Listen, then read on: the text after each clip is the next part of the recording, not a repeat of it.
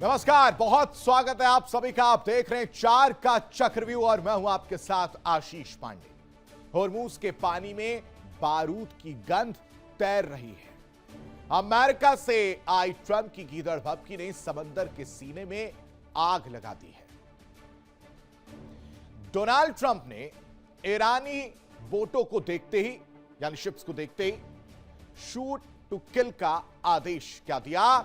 Iran ने भी अपनी तलवारों की धार तेज कर ली है। लेकिन ट्रंप शायद भूल रहे हैं कि यह कोई हॉलीवुड फिल्म नहीं, होर्मुज की लहरें हैं, जहां मौत हर लहर के पीछे छिपी होती है।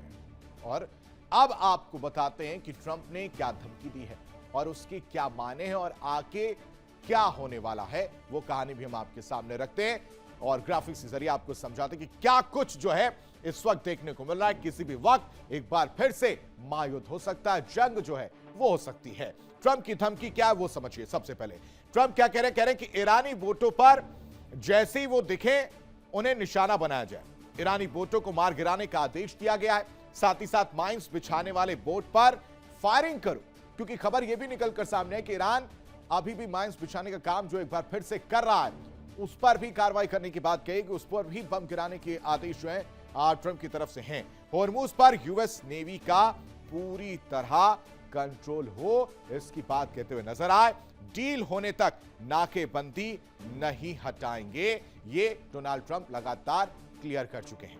अब ईरान को पूरी तरह तबाह कर सकते हैं, यह ट्रंप की धमकी है। एक के बाद एक कई धमकियां जो वो लगातार देते हैं, उनमें से एक धमकी ये भी है। बचे हुए ठिकानों पर हमला जो है डोनाल्ड ट्रंप कर सकते हैं, क्योंकि निशाना अभी भी लगातार उन ठिकानों पर है जहां सबसे ज्यादा नुकसान जो है ईरान को पहुंचता हुआ नजर आए। खासकर जो इंफ्रास्ट्रक्चर्स हैं या पावर प्लांट्स हैं, उन पर भी निशाना जो है अमेरिका इस वक्त लगा हुआ है। साथ ही साथ अस्थायी नहीं, स्थायी समझौता होना चाहिए। ईरान पर दबाव की कोशिश है। ये मायने क्या उसके वो समझिए आप। क्या किया जा रहा है कि प्रेशर क्रिएट करने का काम जो है वो किया जा रहा है। दबाव बनाने की कोशिश जो है डोनाल्ड ट्रंप के तरफ से, अमेरिका की तरफ से किया जा रहा है। माइंस को हटाने का अभियान तेज करना है, क्योंकि माइंस कहां बिछी हुए हैं इसको लेकर भी संशय बरकरार था। इस बीच ईरान ने एक और स्टेप कदम उठाया, जिसमें यह खबर आई कि माइंस बिछाने का काम फिर से किया जा रहा है। नाकेबंदी के दायरे को बढ़ाने की एक कवायद जो है वो भी देखने को मिल रही है कि नाकाबंदी जो है वो और ज्यादा की जाए और आगे जाया जाए। वहीं यूएस ईरान के बीच कभी भी महाजंग की तस्वीर देखने को मिल सकती है, युद्ध की तस्वीर, महायुद्ध की तस्वीर देखने को मिल सकती है। बोट पर फायरिंग से हालात बिगड़ सकते हैं, ये बड़ी बातें हैं उनमें से। ट्रंप की धमकी से शांति वार्ता पर भी खतरा मंडराता हुआ नजर आ रहा है, क्योंकि शांति वार्ता की बात भी निकलकर सामने आ रही थी।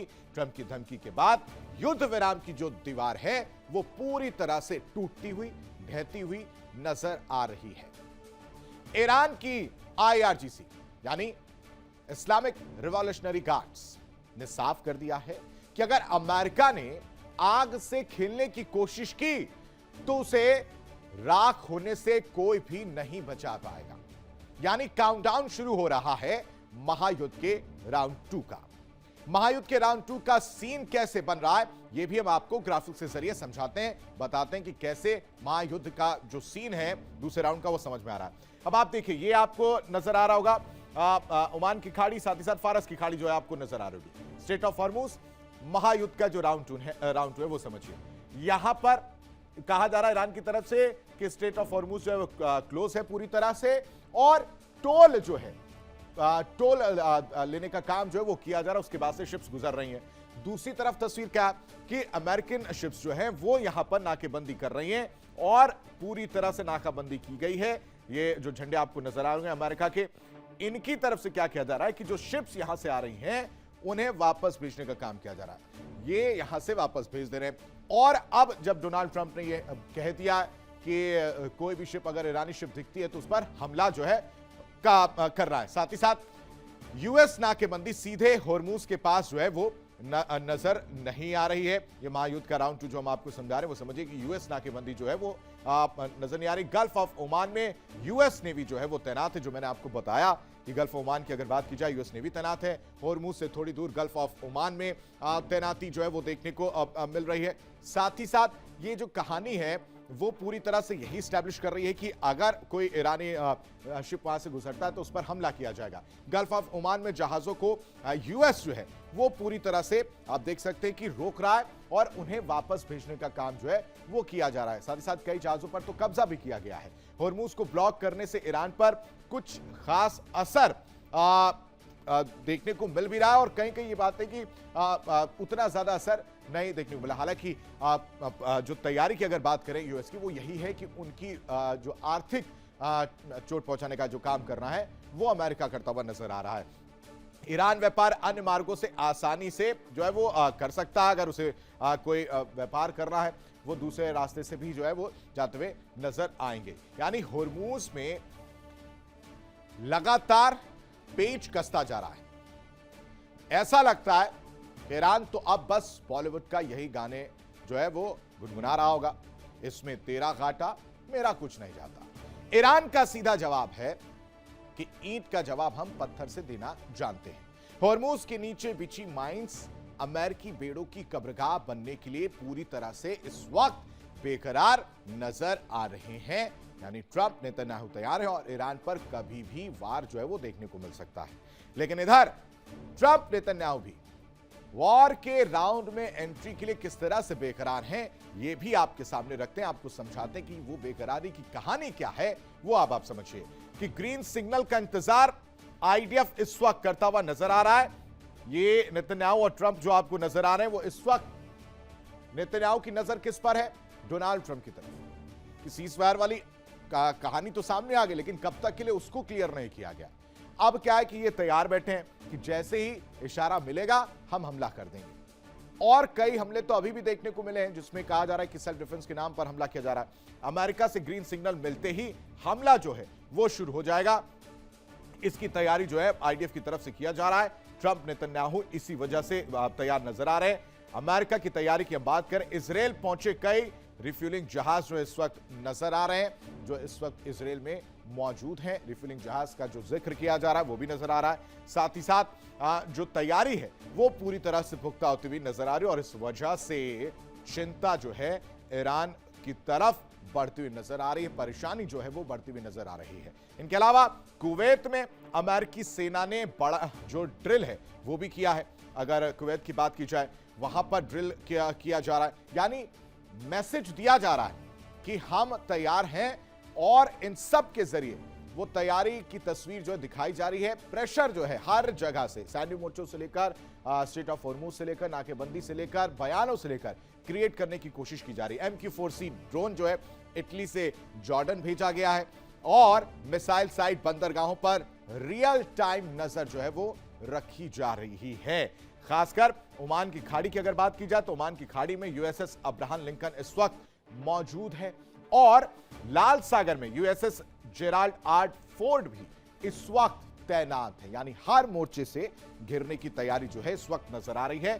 कभी भी सीजफायर टूट सकता है क्योंकि अगर देखा जाए आज से 9 दिन यानी 60 दिन का जो वक्त है किसी भी युद्ध का अमेरिका के संविधान के मुताबिक वो खत्म होता हुआ नजर आएगा। उसको लेकर भी पेच फंसा हुआ है, वो कहानी भी मैं आपको बताऊंगा। लेकिन कभी भी दोनों देशों में जंग जो है वो संभव है, ये आगे की कहानी जो है हम आपको बता रहे हैं कि आगे किस तरह से सब कुछ नजर आने वाला है।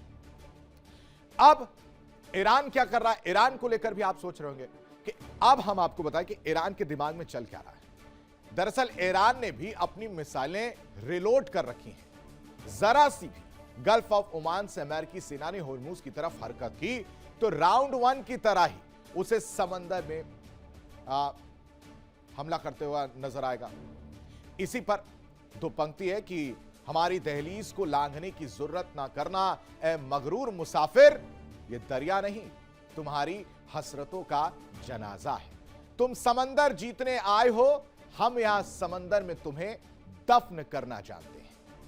ट्रंप को लगता है कि उनकी धमकी से तेहरान दुम दबाकर भाग जाएगा, लेकिन यहां तो जान हथेली पर लेकर ईरानी लड़ाके खड़े हैं। ईरान की विध्वंसक तैयारी चीख चीख कर कह रही है कि अगर एक भी गोली चली तो अमेरिकी इरादों को इसी नीले पानी में हमेशा के लिए दफन कर दिया जाएगा, डुबो दिया जाएगा। अब आपको बताते हैं कि हॉर्मूज में किसमें कितना दम है, किसकी कितनी ताकतें इस वक्त स्टेट ऑफ हॉर्मूज में तैनात नजर आ रही हैं, वो भी हम आपके सामने रखते हैं। अमेरिका की अगर बात की जाए, हॉर्मूज में किसमें कितना दम है, यूएसएस त्रिपोली सहित 15 युद्धपोत तैनात हैं। साथ ही साथ गाइडेड मिसाइल डिस्ट्रॉयर की तैनाती की गई है।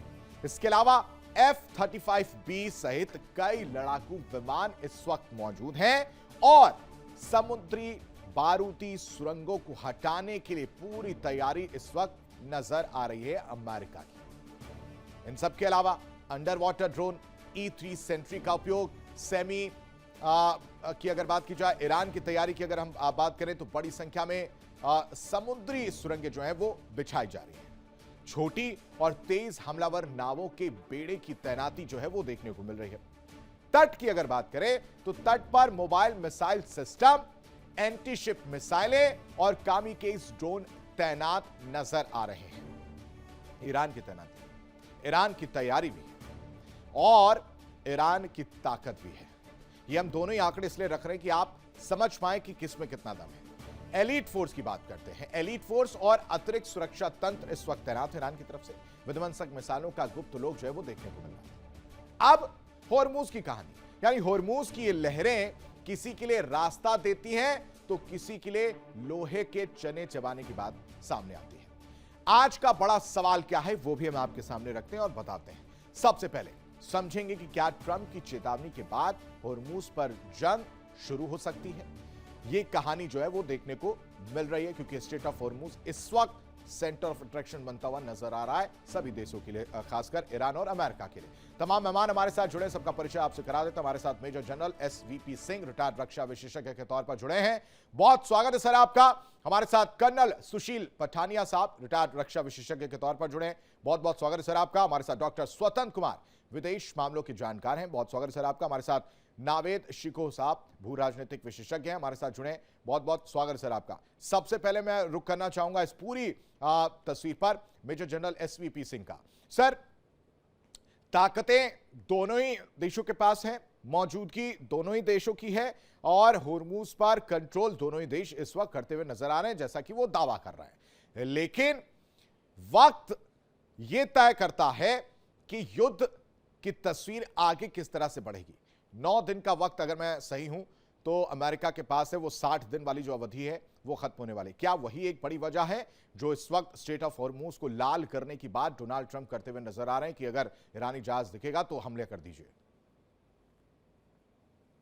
देखें आशीष, ये अभी लड़ाई 56 दिन पुरानी हो गई, परंतु अमेरिका ने जो अपने मुद्दे एम रखे थे सामने वो पूरी तरह अचीव नहीं हो सके। शिफ्टिंग रहे हैं और ईरान के मेनलैंड से अभी हॉर्मुज स्ट्रेट के ऊपर लड़ाई का मैदान आ चुका है और ईरान ने भी पूरी ताकत दिखाई है। डिफेंसिव बैटल एक बहुत माहिर तरीके से उन्होंने लड़ा है।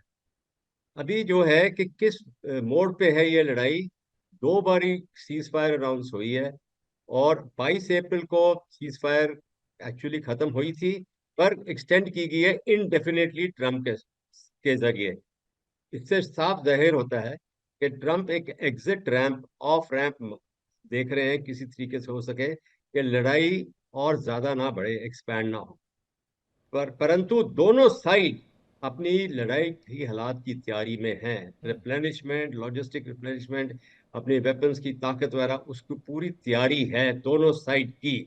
और ईरान खास करके जबकि 2 बारी झटका खाया उन्होंने, जून में पिछले साल और इस साल भी।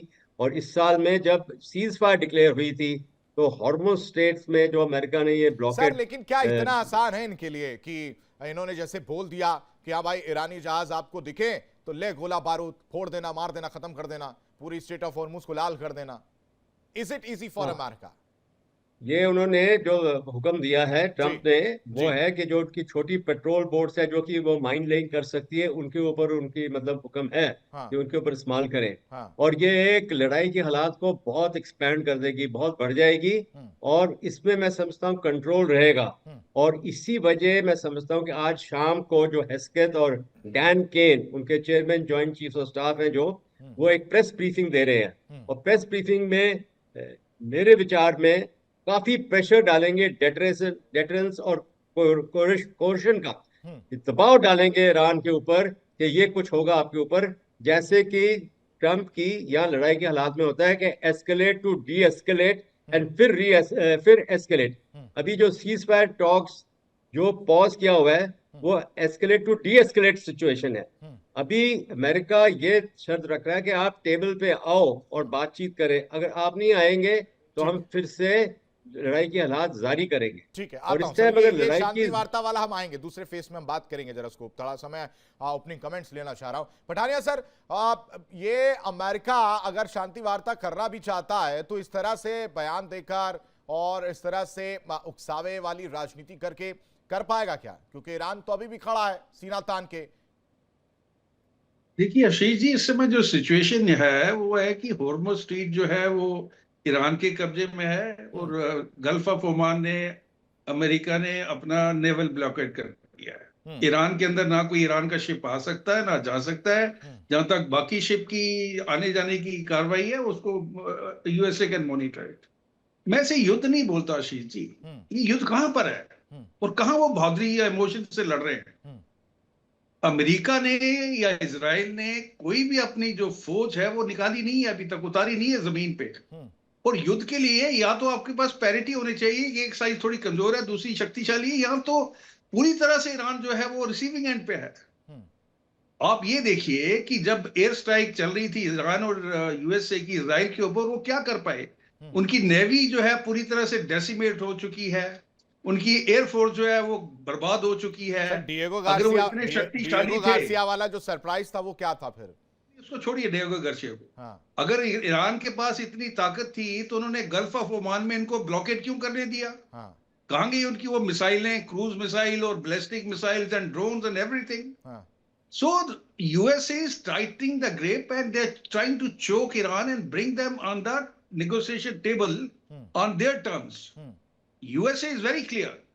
और ये जो हम बात करते हैं कि ट्रंप हार गया है, एग्जिट पॉलिसी है, I don't agree with that. He is going in a very very strategical manner. और उसने जो वॉर ऑफ एट्रिशन शुरू किया हुआ है, ये कल्मिनेट तभी होगा। देखिए, you don't move 3 aircraft carriers into an area. That's not an easy job. बहुत बड़े स्टेक के साथ खेल रहा है वो। और उसका जो पर्पस है वो बड़ा क्लियर है कि ईरान को न्यूक्लियर पावर नहीं बनने देना है। उनके जो इंटरकॉन्टिनेंटल बैलिस्टिक मिसाइल रेंज है उसके ऊपर जो बढ़ाने की जरूरत कर रहे हैं वो उसको रोकना है। इनकी प्रॉक्सी को बंद करना है, और ये जो यूरेनियम एनरिचमेंट वाला जो 60% लेवल तक इंटरनेशनल एटॉमिक एजेंसी की रिपोर्ट के हिसाब से पहुंचा है उसको रिकवर करना है। तो जब तक ये इनमें से कम 3 एम अचीव नहीं कर पाएंगे, देन द वर्ल्ड ओपिनियन और the world consideration weighs Iran is the winner and USA has lost the war. वो किसी भी हालत में ट्रंप को जो है वो मंजूर नहीं होगा। और आप आने वाले दिनों में देखेंगे, अगर ये ईरान जो है आता नहीं है टेबल पे और यूएसए की शर्तें मानता है, their next strike will be on their water plants, power plants, oil infrastructure and railway tracks. अभी यूएसए को ये भी पता है कि अगर ये उनके ऊपर करते हैं, अभी ईरान ने बोल दिया कि अगर आप करेंगे तो हम सऊदी अरेबिया के ऊपर अटैक कर देंगे। That is the weakness of USA because he doesn't want gulf countries to suffer to that extent. और ईरान के पास अभी भी ताकत है जिससे वो इन देशों के ऊपर अटैक कर सकता है। चाइना और रशिया से उसको मदद मिल रही है। तो सिचुएशन इज वेरी क्रिटिकल। ठीक है सर, आता हूं। And let's hope how it unfolds in time to come. करते पठानिया सर की बात से।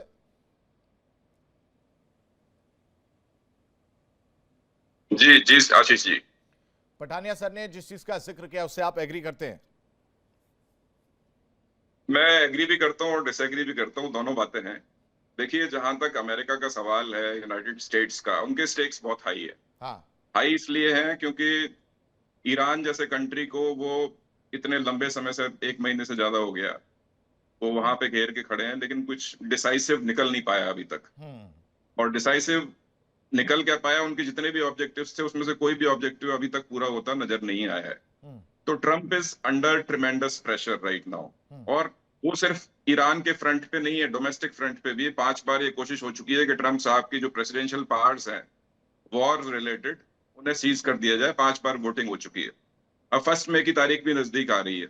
और उस सब के साथ ट्रंप साहब वेटिंग गेम खेलना चाहते हैं, क्योंकि अगर आप गल्फ ऑफ ओमान में खड़े हैं और मुझ की नाकेबंदी करके, तो आप वेटिंग गेम खेल रहे हो, पेशेंस वाला गेम खेल रहे हो। बट पेशेंस तो स्ट्रेंथ ही नहीं है डोनाल्ड ट्रंप की।